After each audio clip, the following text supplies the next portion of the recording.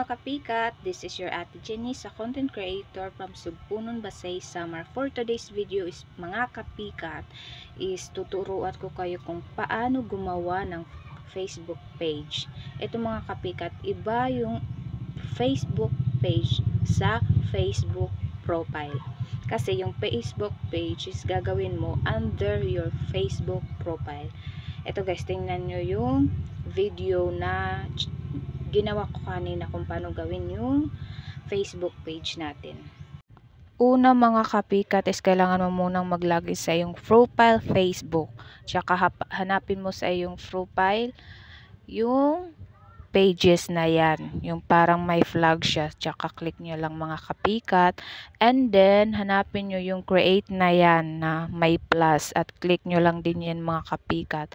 And nandun na tayo sa create your page. Then, get started lang mga kapikat. Tsaka yan na. Magagawa ka na ng name ng iyong page. Kapikat, kang gusto mong gumawa ng name ng iyong page is kailangan yung unique at tsaka yung gusto mo talagang ipangalan kasi hindi na siya mapapalitan once makreate mo na yung Facebook page mo.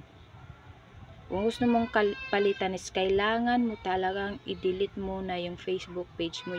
Yun yung napansin ko kasi nagtry ako na palitan yung name ng Facebook page ko is hindi ko na napalitan. Kaya nag-create na lang ako ng new at saka yung isang Facebook page ko is dinilit ko na lang.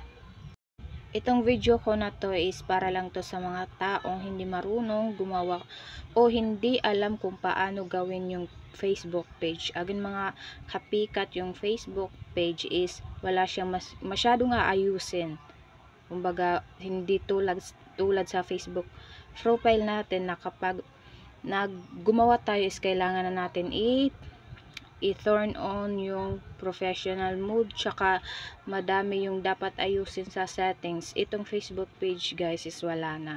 At yung pinagkaibahan pa ng Facebook profile sa Facebook page is yung Facebook profile mo guys, yung mga kaibigan mo dati, kumbaga yung mga naging friend mo sa Facebook, last friend mo sa Facebook is magiging followers mo na siya. Not unlike sa Facebook page is kumbaga kailangan mo pa talagang mag-invite ng mga kaibigan para i-like o i-follow yung Facebook page mo. At saka, ito, kung paano mag-invite na friends sa Facebook page is hindi kagaya ng pag-invite sa friends sa Facebook profile.